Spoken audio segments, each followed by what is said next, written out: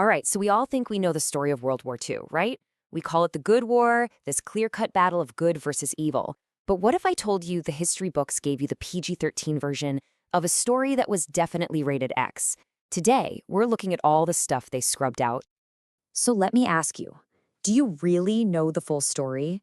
Because the sanitized version you learned in school, it leaves out some of the most bizarre, horrific, and frankly unbelievable truths of the entire conflict. And just to be clear, this isn't an explainer about grand strategies or political movements. Nope. Today, we are digging into the nightmares, the strange secret weapons, and the harrowing tales that were basically left on the cutting room floor of history. Kicking things off at number 7, when Germany launched its Blitzkrieg, or Lightning War, the world was just stunned by its speed. You had panzers rolling for days without stopping, soldiers fighting with no sleep. For years, everyone just chalked it up to superior discipline. The real reason? It was something much, much more sinister. You see, German soldiers were given this so-called miracle pill called Pervitin. The instructions were pretty simple. Take 1 to stay awake, take 2 to just banish the need for sleep completely. And get this, in the lead up to the invasion of France in 1940 alone, the German army shipped over 35 million of these tablets to the front lines. 35 million. So what exactly was Pervitin? Well, we know it today by a different name, crystal meth.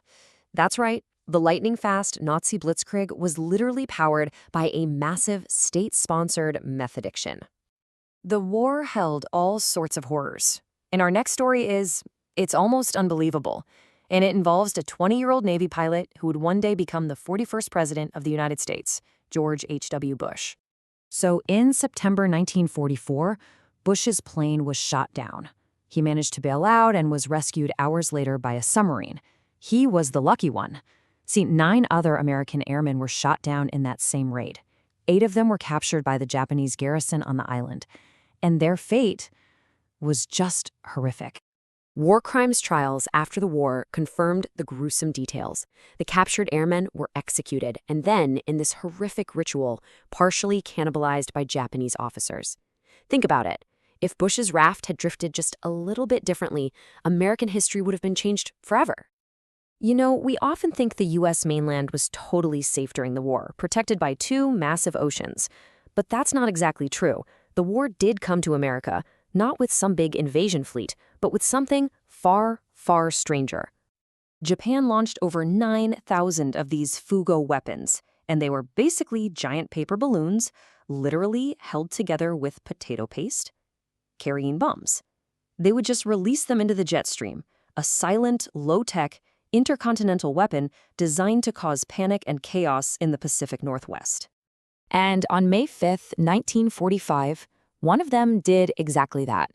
A pregnant woman named Elsie Mitchell and 5 kids were out on a church picnic when they found one of the balloons. It exploded, killing all of them. And to prevent mass panic, the U.S. government censored the story completely. Nobody heard about it. Now, the Japanese didn't have a monopoly on bizarre weapons. Oh no, the U.S. military invested $2 million, which was a huge sum back then, into a project that sounds like it was ripped right out of a comic book: weaponized bats. The plan was to strap tiny napalm bombs to thousands of bats, drop them over Japanese cities, and then just let them roost in all the wood and paper buildings before detonating. The concept was sound, maybe a little too sound. During a test run, some of the armed bats got loose and, well, they burned the entire U.S. Army base to the ground. The project was only scrapped because, the atomic bomb was ready first. In war, the enemy isn't always human. In early 1945, on Ramri Island off the coast of Burma, a cornered Japanese garrison made a fatal decision. Instead of surrendering to the British, they decided to retreat into a dense mangrove swamp. So, about 1,000 Japanese soldiers fled into 10 miles of thick, unforgiving swamp. What they didn't know, or maybe didn't account for, was what was already living there: hundreds of the largest and most aggressive reptiles on the entire planet: saltwater crocodiles. British soldiers who were stationed on the swamp's edge described that night as just being filled with screams and gunfire. When the morning came, it's estimated that only about 20 of the original 1,000 soldiers made it out alive. The Guinness Book of World Records once called it the worst crocodile disaster in history. Just unbelievable. Our next story is also terrifying, but this time it was terrifying for the Nazis. I want you to meet the Soviet 588th Night Bomber Regiment, an all-female unit so feared by the Germans they earned a chilling nickname, the Nachthexen, or Night Witches. What's so amazing is they turned their weaknesses into their greatest strengths. They flew these ancient biplanes made of plywood and canvas. No radios, no armor, not even parachutes. But they only flew at night. And as they got close to their targets, they would cut their engines and glide in, totally silent. The only thing the Germans heard was this soft whooshing sound, like a witch's broomstick, right before the bombs fell. And their effectiveness? It was undeniable. They flew over 30,000 missions and dropped 23,000 tons of bombs on German positions. The psychological impact was so immense that any German pilot who actually managed to shoot one down was automatically awarded the Iron Cross. These women were a weapon of pure terror. And now for our number one story. And I have to give you a serious warning here. This is, by far, the most disturbing fact of the war. What happened at a Japanese facility known as Unit 731 it's true nightmare fuel. Officially, its name was the Water Purification Department.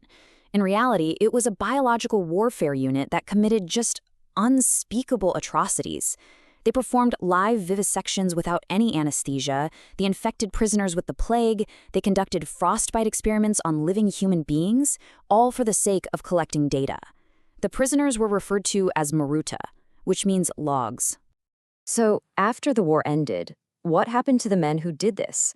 I mean, surely they faced justice at a trial, right? Like the Nazis at Nuremberg?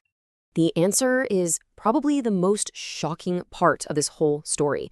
They were given full immunity by the United States government.